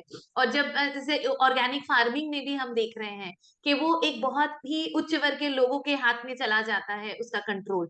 तो ये चीजें कैसे हम इसके बारे में सोचे, तो सुभद्रा जी अगर आप जवाब देना चाहें। पहले सवाल का तो जवाब देखो, मैं तो कोई इतना अनुभवी नहीं हूँ कि मैं इसका पूरा सलूशन के तौर पे कोई जवाब दूं और वो सलूशन मतलब हो इस देश के लिए, ऐसा नहीं है। तो मैं ये कहना चाहूंगी कि महिलाएं, जो आदिवासी महिलाएं, अभी हम उसको माइनॉरिटी या बहुजन ऐसा सब शब्द ना कहते हुए सिर्फ हम अगर आदिवासी कह लें तो भी काफी है। तो आदिवासी महिलाएं जो पूरे भारत के संदर्भ में अगर हम कहें ब्रॉड लेवल पर की बात हो रही है ना, तो भारत के जो ट्राइब है, चाहे वो मध्य प्रदेश में हो, झारखंड में हो, छत्तीसगढ़ में हो, उड़ीसा में हो, है ना, या महाराष्ट्र में हो या राजस्थान में, तो ये और नॉर्थ ईस्ट के जो भी आदिवासी है, अगर हम नॉर्थ ईस्ट के भी आदिवासी को अलग रख दें तो भी हमारी जो आदिवासियों की संख्या है वो काफी है हमारे देश में। अब इनकी जो सूझबूझ है इनके प्रगति के लिए, है ना, इनके डेवलपमेंट के लिए, है ना, कहा तो ये जाता है कि प्रोग्राम जो है आदिवासियों के लिए बनाए गए हैं, योजना आदिवासियों के लिए है और उसमें भी महिलाओं के लिए है, महिला सशक्तिकरण, है ना, और क्या क्या तो बहना और मामा जी बन गए, ऐसे ऐसे जो दुनिया भर के जो प्रोग्राम हैं वो आदिवासी औरत को पूछ के तो नहीं बनाते ना। जो ये प्रोग्राम बनाते हैं, योजना बनाते हैं, उनके हित के लिए, किसके हित के लिए? आदिवासी महिलाओं के हित के लिए या आदिवासी समाज के लिए, तो ये उनको पूछते तो नहीं है। ये हमारे जैसे को कभी गलती से पूछ लेते हैं कि बताओ क्या होना चाहिए, है ना? या आपके जैसे लोगों को पूछ लेते हैं, कोई एजेंसी होती है उसको पूछ लेते हैं, या बड़े-बड़े एनजीओ होते हैं जिसके कर्ता-धर्ता जो है उच्च वर्ग के हो लोग होते हैं। और जो कभी-कभी बहुत नामी-गिरामी भी होते हैं, उनको पूछ लेते हैं, जब ये योजना बनाते हैं तब। तो योजना बनाते हैं तो वो आदिवासी के नाम के लिए ज़रूर बनाते हैं और वो योजना देखने से तो ऐसा लगता है कि बस इसमें तो आदिवासी का अभी भला ही हो जाएगा, कुछ बचेगा ही नहीं, है ना? भला करने को और कुछ बचेगा ही नहीं, इस योजना से इतना भला हो जाएगा कि कभी हुआ ही नहीं है ऐसा। मतलब एकदम डेवलपमेंट के आपके समतुल्य में आके खड़े हो जाएँगे, ऐसी योजनाएँ होती है। जो उच्च वर्ग के लोग जैसा जीवन जी रहे हैं या उच्च वर्ग के लोग जैसे खा पी रहे हैं या उच्च वर्ग के लोग जैसे सोच पा रहे हैं, ऐसे उनकी सर्वांगीण विकास हो जाएगा, ऐसा वो योजना होती है। दिखने में तो ऐसी, कागज में तो ऐसी होती है और बातों में भी वैसी होती है। लेकिन एक्चुअल में वो योजना है, आदिवासी को पूछ के नहीं बनाया गया है, असल में उसको क्या चाहिए? वो तो जो योजना बनाते हैं वो अपने नज़रिए से बनाते हैं। कि उसको घर दे देंगे पक्का तो उसका डेवलपमेंट हो गया। 1000 रुपया दे देंगे हर महीना तो उसका डेवलपमेंट हो गया। गैस की टंकी भरा देंगे तो उसका डेवलपमेंट हो गया। नरेगा में उसको रोज की काम दे देंगे तो उसका डेवलपमेंट हो गया। मतलब वो आपके नज़रिए से डेवलपमेंट को आप देख रहे हो। आपका जैसे डेवलपमेंट हुआ है जिस तरीके से वैसे तरीका को आप उनके लिए अप्लाई करने के लिए योजना बनाएँ। ये समझ है ऐसा। अब अगर आप सच में उनकी सर्वांगीण विकास चाहते हो, आपके कंपेयर में वो खड़े होए, आपके बराबरी में आके खड़े होए और समान नागरिकता जैसी कोई बात होए, मतलब आप जैसे नागरिक फ़ील करते हैं, वैसे वो नागरिक फ़ील करे, ऐसी अगर कोई बात है, तो आपको कोई भी एजेंसी हो जिसको पूछा जा रहा हो, या मेरे को भी अगर पूछा जा रहा हो, मुझे भी कई बार थोड़े-मोड़े जगह पे पूछे हैं, तब मैंने पूरी उनकी बात को रखा है। और आज जो मैं खेती की बात कर रही हूँ ना, ये इंडिजिनियस सीड की रिटर्निंग की बात जो मैं कह रही हूँ, वो सिर्फ़ उनके स्वास्थ्य को सेहतमंद बनाने के लिए नहीं है, ये पूरे मानव के सेहत को बनाने के लिए है। और इतना ही नहीं, उनका जो तरीका है और उनका जो सोचना है और उनका जो समझ है और वो जो ये मानते हैं और जो जीते हैं, वो पूरे क्लाइमेट चेंज की जो आज परिस्थिति बनी हुई है, उसको ठीक करने के लिए एकमात्र विकल्प हो सकता है, अगर दुनिया के कोई भी सरकार या दुनिया के कोई भी कारपोरेट या अपने ही देश के भी लोग अगर सच में इस देश में मानव समाज को जिंदा रखने की माजदा या जिंदा रखने की इच्छा रखते हैं, है ना? तो उनको पूछना पड़ेगा।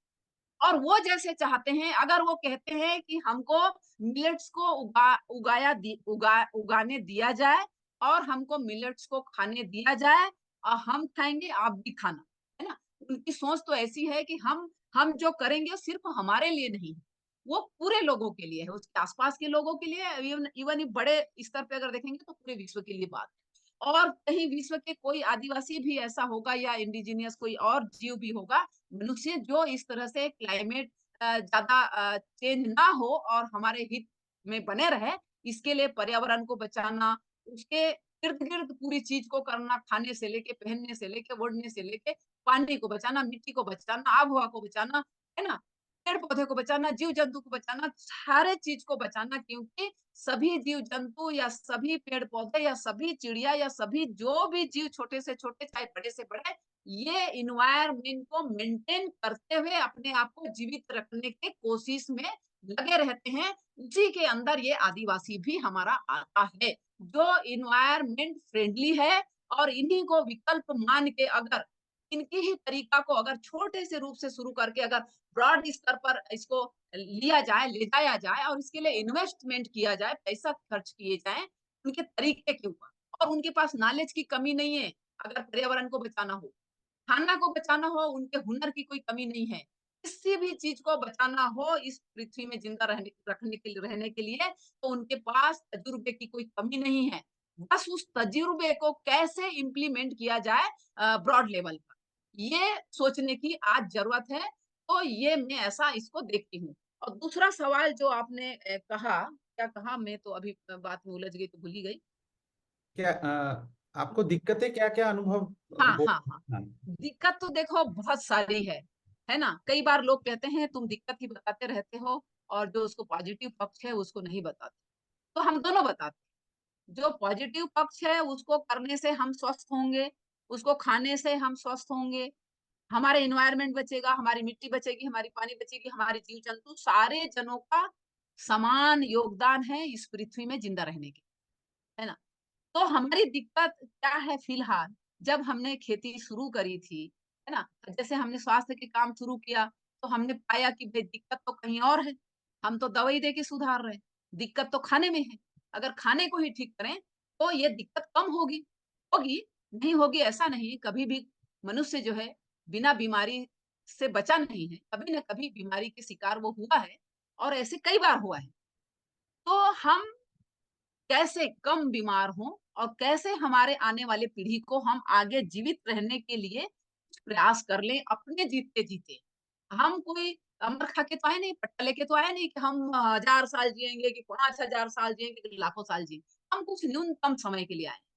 कुछ न्यूनतम समय के लिए आए हैं और हमारी न्यूनतम समय में हमारा न्यूनतम योगदान क्या हो सकता है ना? हम ज़्यादा योगदान आपसे उम्मीद नहीं कर रहे या मुझसे कोई बहुत ज़्यादा उम्मीद नहीं कर रहा होगा। मैं भी एक जीव हूँ, मैं भी एक मनुष्य हूँ, तो मेरे जो कैपेसिटी में है उतना ही मुझे करना चाहिए और वो सबके हित में हो। जीव-जंतु के हित में हो, मिट्टी के हित में हो, पानी के हित में हो, हवा के हित में हो, सब चीज़ के हित में हो। है ना? तो इसलिए हमारी प्रॉब्लम तो बहुत ज़्यादा होता है जैसे जब हम खेती करने जाते हैं। तो हमको लेबर नहीं मिलता है, मज़दूर नहीं मिलता है।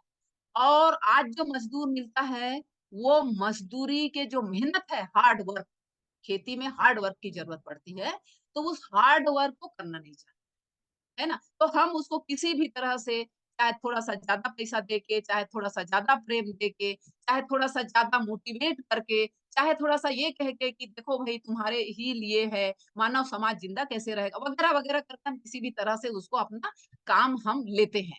तो हमारे को सबसे जो कठिन हमारे लिए होता है वो समय पे मज़दूर नहीं मिलता और हर काम मैं नहीं कर सकती, है ना? हर काम मशीन से भी हमको नहीं कराना है। तो हमको मज़दूर की बहुत दिक्कत होती है। फिर खाद की जब हमको कमी पड़ती है तो हम गोबर खाद ढूँढते हैं, तो गोबर खाद नहीं मिलता है। अब गोबर खाद कैसे मिलता है? वही जो केमिकल फार्मिंग से पैदा किया हुआ गेहूँ और उसी के भूसा को खाया है जानवर और उसी का जो गोबर है तो वो बहुत गरम होता है धरती के लिए, मिट्टी के लिए। और वही खाद हमको कई बार लेना पड़ता है। तो उसमें फिर सारे पन्नी और कचरे और जो वेस्ट मटेरियल होते हैं ना, मोबाइल के टुकड़े और पता नहीं क्या-क्या दुनिया तमाम भर के प्लास्टिक, वो सब मिला के, क्योंकि व्यक्ति को पैसा चाहिए। तो वो गोबर खाद में अपना सब अचरा-कचरा इधर-उधर बाहर घूर के वो जो मिला-मुलू के उसको ज़्यादा बना लेता है। अगर उसके पास 2 ट्राली गोबर है तो 1 ट्राली तो कचरा ही होता है ना?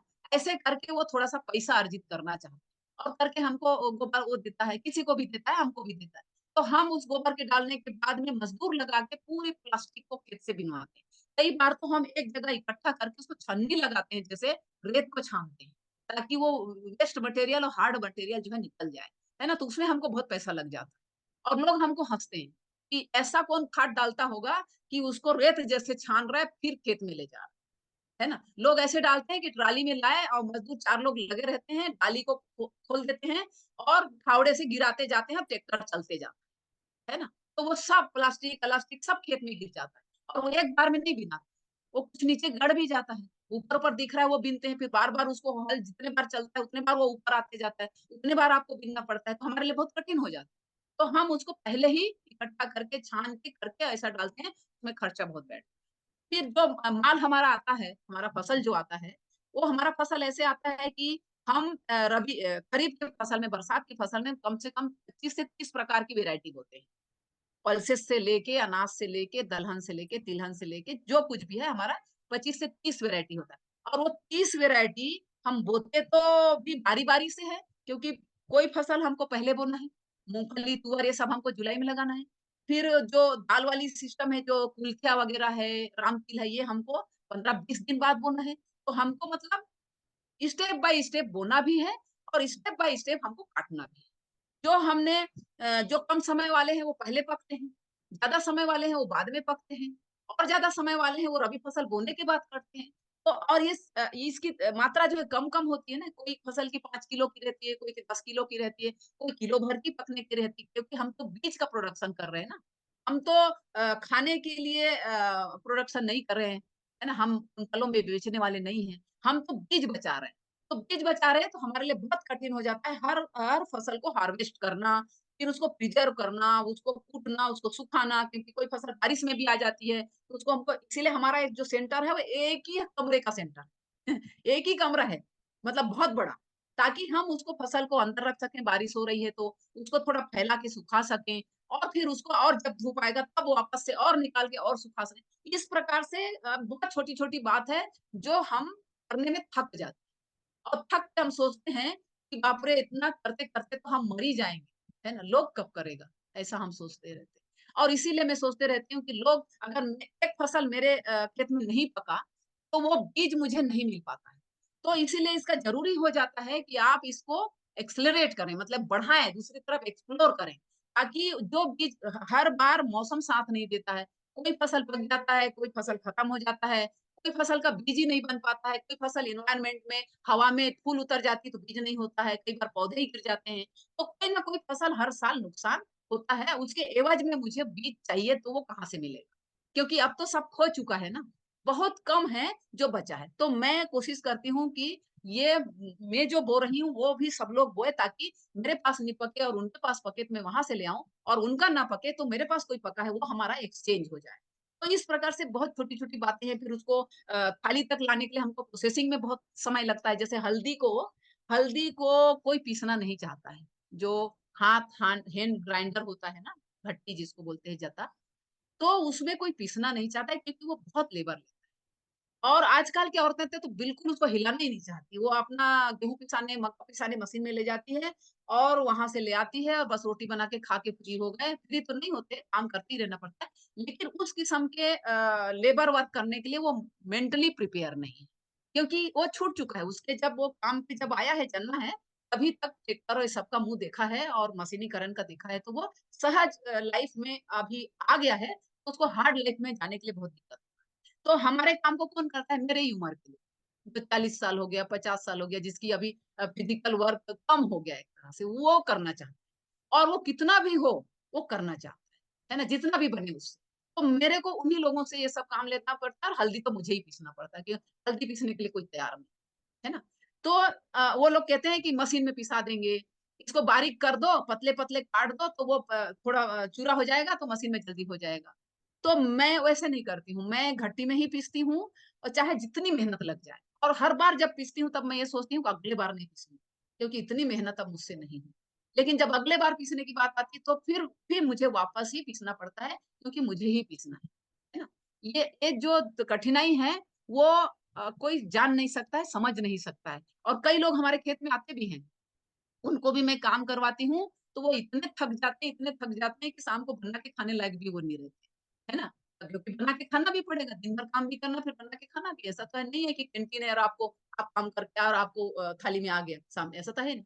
तो पीसना भी है, कूटना भी है, बनाना भी है, खाना भी है, खेत में भी काम करना है। तो इस काम के लिए आज की जनरेशन तैयार नहीं है। अब आज की जनरेशन को जो लत पड़ी है केमिकल फार्मिंग और इजी लाइफ, मोबाइल एक हाथ में है, दूसरे हाथ में काम करता है, तो काम ऐसा नहीं होता है। एक हाथ में मोबाइल, एक हाथ में काम, एक हाथ में कितने काम कर लोगे?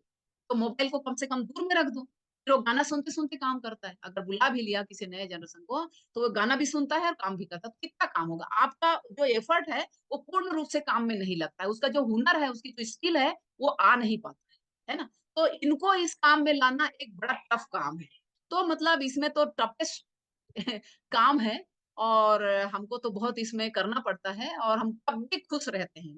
तब भी हम कहते हैं कि हम ही को करना है तो करना ही है, जब तक हम कर सकते हैं। और अगर हमारे करते-करते में अगर कोई इस चीज़ को थोड़े रूप में भी अपना ले, कि भई पूरे खेती में हम ये सब चीज़ नहीं करेंगे, थोड़े से करेंगे, थोड़े से खेती में करेंगे, हमारे खाने के लिए कम से कम। इतना भी अगर कोई अपना ले ना, तो मैं समझती हूँ कि मेरा जो ये प्रयास है थोड़ा बहुत सफल हो रहा है, ऐसा मैं सोचूँगी। तो बहुत टफ है, बहुत ही टफ, बहुत धन्यवाद कठिन। सुभद्रा जी।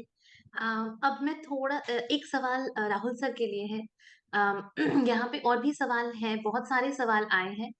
पर मैं मतलब हमें दुख है कि समय ऑलमोस्ट खत्म होने को आया है, लेकिन आप आपसे रिक्वेस्ट रहेगा कि अगर थोड़ा सा शॉर्ट में आप हमें ब्रीफ में ये जवाब दे पाए कि अभी मैं अनिरुद्ध कृष्णा की एक किताब पढ़ रही थी, उसमें एक इंटरेस्टिंग बात आई है कि जो भी गांव मतलब जो भी गांव में एक संगठन है, एक सब लोग एक साथ आते हैं, क्योंकि आप बहुत बार धास की बात कर रहे थे, अगर मैं सही से उसका प्रोनाउंसिएशन कर रही हूँ, तो it is always when there is a cohesive community और the communities can come together, there is all kinds of schemes, all kinds of indicators are better for those villages. Now, my question to you is that what kind of problems in organized, I mean, you talk about a community driven approach, a community led approach. What kinds of problems in sustaining a community driven approach do you face in terms of organization primarily, given we live in such a deeply exploitative and deeply divided society? How does that work out? So you see, the market is there to atomize the people. You know, both the market and the state, they don't take into account the community thing. For instance, at the panchayat level in PESA areas, these are all fifth schedule areas. In accordance with the PESA, there should be a Gram Sabha with direct democracy. There is no question of electing a sarpanch and all that kind of thing. Now, we have been trying to implement that for so many years, but that doesn't happen. You know, the government is not at all keen, and neither are those sarpanches who are part of the parties. You know, the sarpanches who are part of Congress or BJP, they are not interested in, you know, having the Gram Sabha, giving the Gram Sabha. So within the community itself. So the thing, this whole thing, organizing a community is extremely difficult because of these forces. The market forces are also like that. They divide you. They break up. For instance, this Indal that I was talking about, this Indal this thing custom that is there, it is breaking down because of market. People don't want to conduct that festival anymore. Why should we give our surplus to the whole community? We will use it to, you know, advance ourselves. That this whole individualistic philosophy that is there, that market philosophy, that has penetrated to very interior areas where we work. Some areas, first of all, those all these areas, that is in one way it is a good thing that roads have reached the Pradhan Mantri Gram Sadak Yojana. So those villages where we used to 30-40 years ago we had to go only by foot. Now you can go by car to those villages. But that also brings in the market and the state at the same time.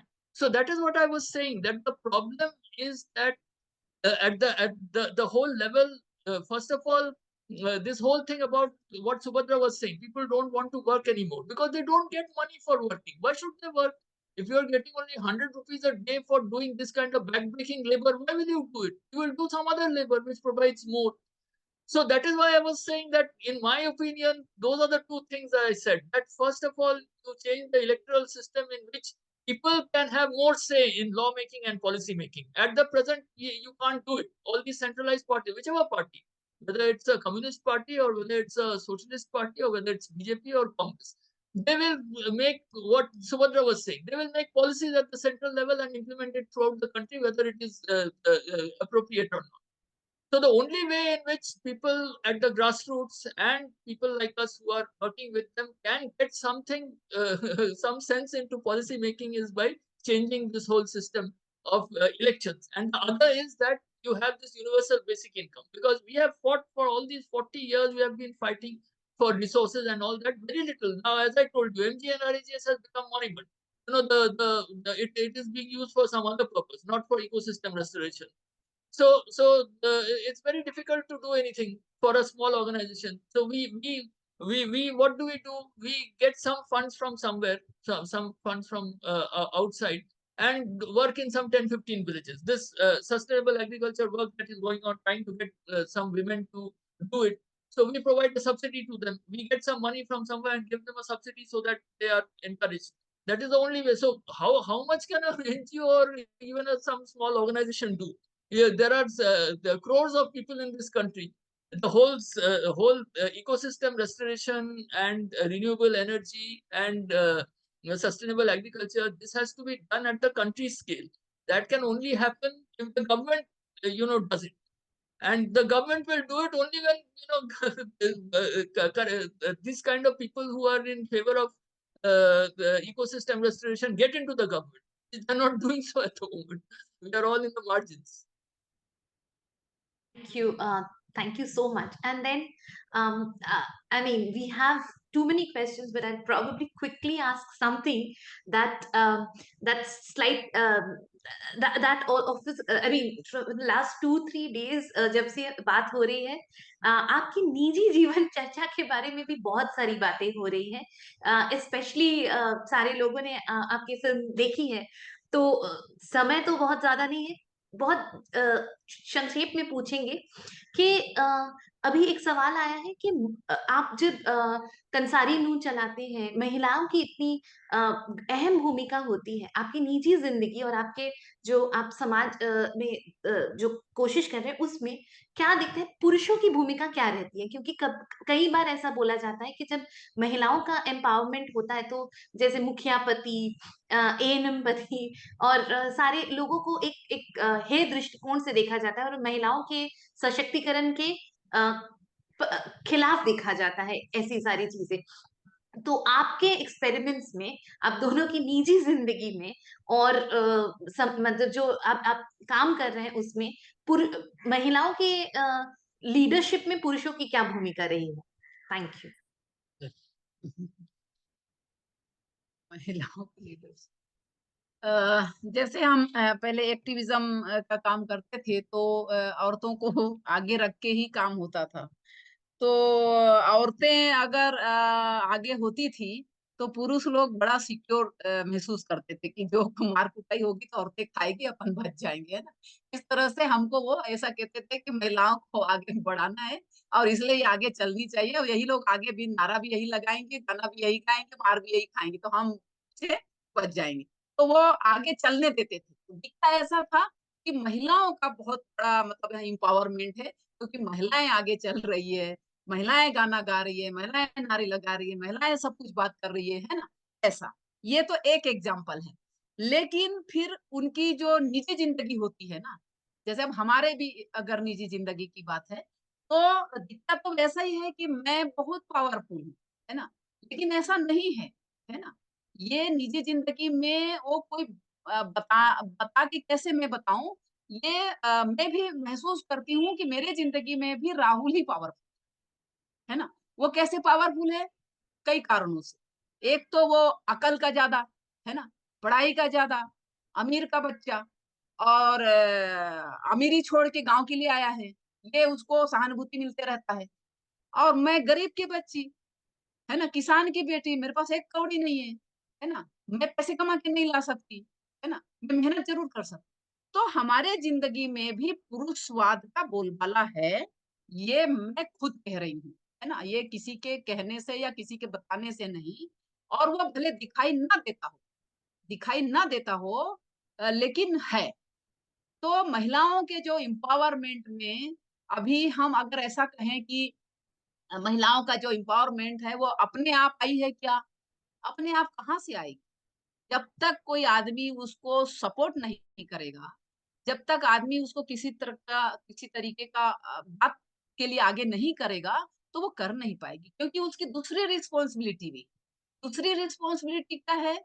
एक तो उसकी ज़िंदगी में ये बच्चा का आना, एक रिस्पॉन्सिबिलिटी, दूसरा रिस्पॉन्सिबिलिटी ये है कि समाज में ऐसा नहीं दिखना चाहिए कि औरत जो है बहुत आगे-आगे है और आदमी जो है रेबूदिया है। मतलब राजस्थानी की भाषा में जो औरत बहुत आगे होती है और आदमी उसका बात मानते रहता है, तो उसको रेबूदिया कहते हैं। मतलब औरत के बस पे चलने वाला, है ना? तो ऐसा समाज के जो प्रतिकार वाली जो दृष्टिकोण है, उसको भी उस औरत को झेलना है। तो इसलिए वो कोशिश करती है कि आदमी के साथ रहते हुए और समाज के कुछ बात को स्वीकार करते हुए कैसे हम अपने आप को स्थापित करें, एस्टेब्लिश करें, है ना? और ऐसे नहीं दिखना चाहिए कि हमारा पति हमसे डरता है या हमसे दबता है या हमसे और वो ऐसा तो होता ही नहीं। आदमी ना तो कोई डरता है, ना कोई दबता है। सीधा-सा बात है, भले वो मारता ना हो पर मेंटल टार्चर वो कर सकता है और करता है। और हम अपने ज़िंदगी में इस चीज़ को अभी तक झेले हैं और झेल रहे हैं। तो हम फाइट करते हैं। हम चुपचाप थोड़ा-सा उन्होंने थोड़ी सपोर्ट किया है इसीलिए हम इतना बोल पा रहे हैं, ये भी एक बात है। तो इसलिए हम उसके उस चीज़ को हम थोड़ा-सा मान लेते हैं, है ना? लेकिन ऐसा नहीं है कि आदमी का वर्चस्व नहीं है, किसी के भी ज़िंदगी में है। अगर वो शादीशुदा नहीं है, तो जो महिलाएँ, मैं किसी का नाम नहीं लेना चाहूँगी, अगर बहुत आगे है, कोई महिलाएँ महिलाएँ अगर लीडरशिप में हैं, तो उसके जो पुरुष साथी होते हैं, जैसे एक आध ऑफ़िस का मैं उदाहरण बता दूँ, तो ऑफ़िस में तो 10 लोग पुरुष होते हैं, 2 महिलाएँ होती हैं, 3 महिलाएँ होती हैं, उससे परसेंटेज ही कम होती है। और वो भी अपने पुरुषवाद से भरी हुई होती है ना? उसका उसको आदमी ही अच्छा लगता है। आदमी का बात ही सच लगता है। आदमी का नेतृत्व और आदमी की ताकत ही उसको ताकत लगता है। अपनी ताकत को ताकत लगती नहीं है। तो वहाँ भी हम औरतों को उस पुरुषवाद के नीचे दबते हुए देखते हैं। भले वो कहती नहीं है तो क्या, है ना? तो ये है पूरा मोटा-मोटी। जी, शुक्रिया। अ, अब बातों का सिलसिला हम तो जारी रखना चाहेंगे ही। होपफुली कि आगे के दौर पे फिर से एक बार मुलाकात हो या बहुत सारे बार मुलाकात हो। पर अभी के लिए आज ये सेशन खत्म करना पड़ेगा। मैंने Ekta, कोशिश की है। if you can allow me to ask one small humorous question, maybe Rahul ji के लिए, राहुल जी थोड़ा अगर मैं as a someone who initially was into a bit of filmmaking and all, आप लोग का जो एपिसोड था तो उसमें जो एक शॉट था उसका जो खूबसूरती वो अलग टाइप का था कि वो जंगल के बीच के रास्ते में बाइक चला के आप लोग आ रहे हो और आई थिंक काफी हद तक वो शॉट को लेके चर्चा भी काफी हुआ था जब शो का रिव्यू था। तो अभी currently Rahul ji, how much time both of you spend riding on a bike, और क्या सुभद्रा जी आप भी बाइक चलाते हो क्या राहुल जी को पीछे बैठा के? नहीं, मैं स्कूटी चलाती हूँ और राहुल को बैठा भी सकती हूँ, बैठाती भी हूँ। लेकिन आजकल अब मेरे पास बेटा है, तो मैं बेटा के साथ चलती हूँ। बेटा को भी बैठाती हूँ, बेटा भी मुझे बैठाता है, ऐसा है। और Rahul ji, like was that I shot like something that you had asked to be नहीं ब्रॉट नहीं इन द नहीं, film? actually they had asked what how you used to travel in the villages. So then I had said that at that time we used to travel either on foot or on cycle. So on the basis of that they made those shots. अभी क्या है कि गांव में तो cycle चलाना खत्म हो गया है। मैंने कहा कि सब जगह गाड़ियां पहुंच गई है तो मोटरसाइकिल और गाड़ी में हम जाते हैं। परंतु हमारा जो यहाँ घर है, यहाँ एक साइकिल जरूर है। आसपास का जो इंदौर शहर में कुछ काम में जाना होता है तो मैं साइकिल से, बाकी और कोई साइकिल नहीं चलाता है, मैं साइकिल चला के घूम फिरता हूँ। मतलब 2-4 किलोमीटर, हमारे घर से 2-4-5 किलोमीटर के अंदर जब जाना होता है कहीं, तो उसमें मैं साइकिल से जाता हूँ। इतना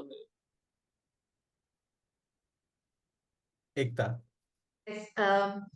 आई एम श्योर कि सबके मन में बहुत सारे सवाल और हैं, तो होपफुली बहुत जल्द हम और एक सेशन करेंगे, और जैसे मैंने कहा कि वो बहुत सारे सेशंस करेंगे आप लोगों के साथ, और बहुत सारी दिलचस्प बातें सुनने के लिए। और मुझे लगता है कि फिल्म देखने के बाद एक पूरा सेशन बस उसी के ऊपर लोग चाह रहे होंगे, पर अनफॉर्चुनेटली अभी के लिए हमें क्लोज करना पड़ेगा। आप दोनों को बहुत बहुत धन्यवाद, and to the captive audience also, thank you so much for being so engaged, for asking so many questions. We are really sorry that probably we could not individually take up all the questions, and if possible we'll try and send it to them and get answers for your questions. In the meantime, just once again requesting you to fill in the survey that after the session, the survey form that you'll be able to access.